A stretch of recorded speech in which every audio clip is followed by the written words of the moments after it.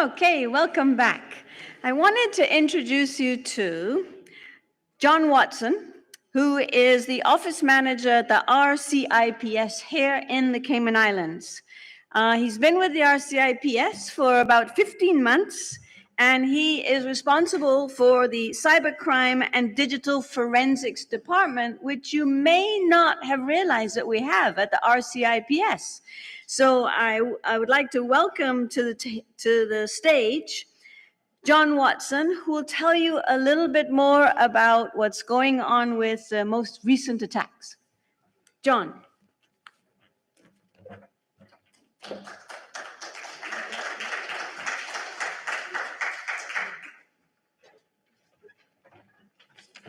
Morning, everybody. I'm glad you applauded then, because you might not applaud at the end. So as it says up there, and you may not know we existed, I'm from the Cybercrime and Digital Forensic Unit, which is part of the RCIPS. So I'm going to go through a little bit of my experience prior to coming here, just to give you an idea of who I am and what I've done. So I was a police officer for 30 years, mostly in major crime investigations, murders, rapes, etc. I actually set up in my force the first high-tech crime unit. I did want to advertise for people by saying, are you a geek? Please come and see me. But HR wouldn't let me do that. After I left the police, I became involved in teaching police officers to do open source intelligence, which is basically one of the things that Ashley spoke about yesterday, about using Facebook, Twitter, and other materials to find out about people, because people just give away so much online. And then sometimes it makes our jobs a little bit easier. As part of that, I was actually a UC online, which means I was an undercover officer online, specifically in IRC chat rooms. I don't know if anybody is aware of the UK TV program called Catherine Tate, but I named myself Lauren and modeled myself on Lauren, and had to learn the language of a 14-year-old girl, because that's what I was. My kids used to get fed up with me putting my hand up and saying whatever, and putting lols at the end of all my texts. But it was an interesting experience. After that, I was recruited by the National Crime Agency into the National Cybercrime Unit. I was involved in a number of investigations, and having been sat in the audience for a couple of days, it's actually quite amusing, really, because most of the investigations that people were talking about, I was actively involved in. I think the first speaker mentioned WannaCry, and when the splash screen came on to the main screen for the ransomware, I think my eye started twitching again for one of the longest weekends of my entire life. I was actually I was also involved in Mirai botnet, a gentleman called Daniel Kay, who used the Mirai botnet to target Lloyds Bank and Barclays Bank, currently residing at HM Prison due to my team's effort. But most of my experience is based in working within the NCSC at GCHQ and the UK London headquarters. So for 4 years, I was there basically involved in investigating the most serious cyber attacks in the UK. I know Ashley mentioned yesterday the case we were involved in here about Diaz, the paedophile, and I gave expert evidence that he hadn't been hacked or had RDP access into his system. The barrister said to me, after going through my qualifications, he went, "Oh, qualifications are all very well and good, but what experience have you got?" Which allowed me to say, I've just spent the last 4 years doing this. And we then had a little poker game where I was basically going, I see your 20 minutes on Google and I raise you my experience of doing this.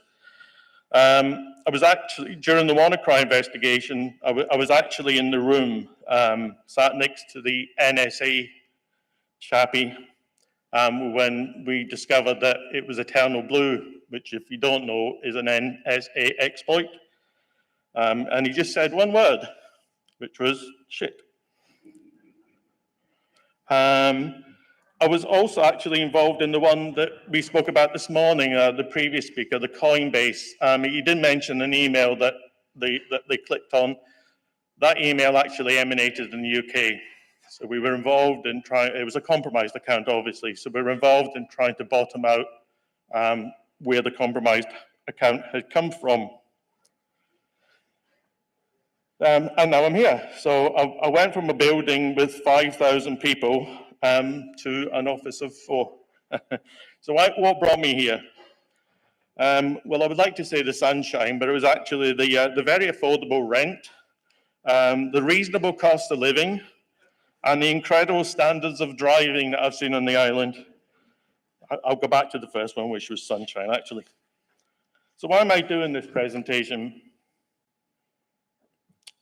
I want to get the message out as far as possible.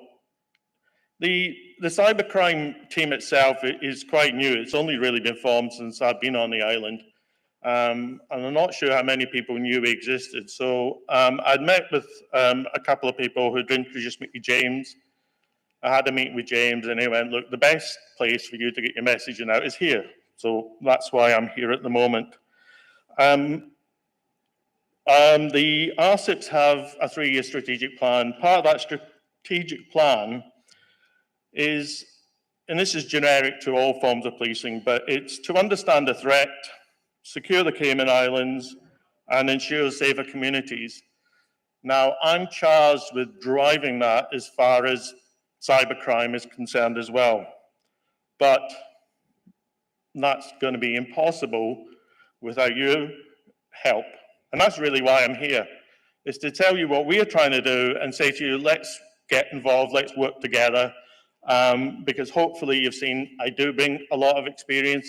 I doubt there's anybody else in the island who's studied APTs, hostile state actors, significant cybercrime groups.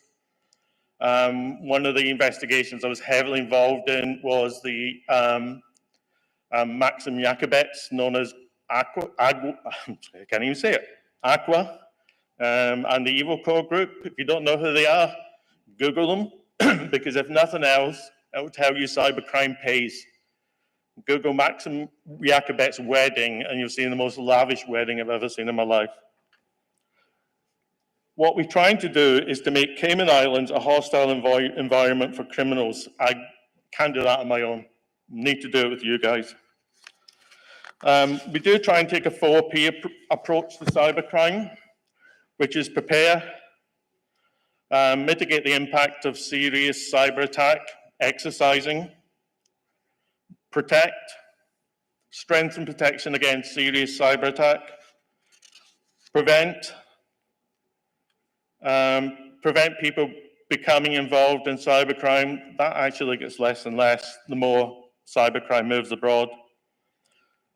And lastly, pursue, which is detect, disrupt, and prosecute. The prosecute is always going to be difficult because a lot of the cyber criminals are not based anywhere in a jurisdiction that is user-friendly. However, we can disrupt. I put out some publicity the other day about a phishing campaign that purported to come from SIPFI. In actual fact, if you clicked on that link, that site had already been blocked by the government systems. So it shows you disruption can work, and that's what I can do. So my mantra from my experience, complacency is the enemy of cybersecurity.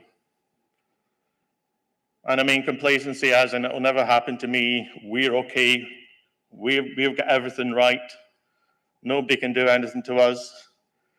Because my experience from the UK is that that's never really true. Secure by design sounds lovely, but it's just design. Application maintenance, I think Kat spoke about it yesterday as well. You can only design if you know what the weaponization is, and that's one of the issues I've got here at the moment. Oh, sorry, wrong one. You only know how much you need a system when you don't have it. The attacks that I've dealt with took down entire networks, and people just didn't realize what they were, and I'll talk more about those in a moment. Yeah, I know it's expensive, but what happens? So this was an investigation I'm involved in Eurofins. Eurofins were the biggest supplier of forensics, that's wet forensics in the UK, and they were taken out by Ryuk. I love when it says it's highly sophisticated. It's Ryuk, it's not highly sophisticated, but it completely and utterly shut down their network. And one of the reasons I put complacency is the enemy of cybersecurity is NCSC had given Eurofins a warning about 6 months before this happened, saying that we detected TrickBot in the system. If you don't know what TrickBot is, it's a thing that sits in your network, basically steals all your data, steals all your passwords in plain text, and it had been there for 6 months and they did nothing about it. Then they got hit by Ryuk. As it says there, they paid a ransom fee. They've never revealed publicly what the ransom fee is. I can't because I learned it within the confines of a secure environment, but it was a lot of money. Hackney Council, another one of my investigations, cost them 10 million. That was the upfront cost. What about hidden costs?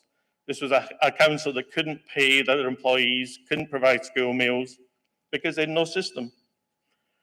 Redcar, another council, cost them 10.4 million. But I don't think we should look at this as just costs because, yeah, it's going to cost you. But there's a human cost as well. Marsco was a number of colleges that were hit with ransomware attacks, and basically on GCSE results day, they couldn't tell the pupils what the results were because the systems were down. They were linked to another school through the same IT provider, and the admin for both ADs had the same password. And it's a length of time it takes to get back up and running. I think you probably all know that one of the first things Riot does is it looks for everything that could have an extension that means it's a backup. And if it can see it, it encrypts it. So if you've got completely offline backups and you can restore, excellent, kudos. My experience tells me, because I've seen companies do it, is it takes a long time. The Eurofins one was more than a year before they were back up and running, and they paid the ransom. Yeah, there is reputational damage. You just need to ask Sophos about that one. So what do RCIPS want to do, because my time's coming to an end? We want to work with industry and the wider community to understand the threat.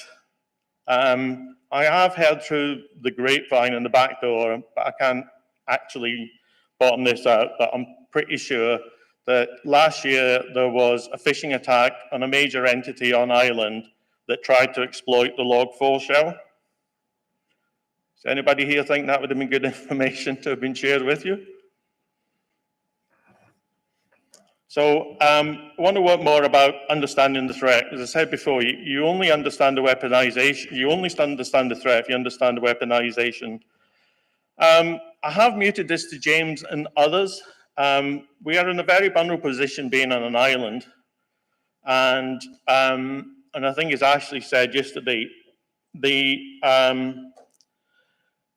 if you're a big company and you have a major ransomware attack, you're probably going to have to call in a CIR company, simply because they've got the expertise to fully restore your networks and, more importantly, get rid of persistence. But what would happen is that would take a bit of time. If there was a major attack on some of the critical infrastructure on Cayman, who would respond? So I mute the idea about people coming together to form a community, a cybersecurity incident response team. to try to do that stuff. So I'm putting that one out there. Encourage more reporting of incidents. Not a lot comes into us, I'll be honest.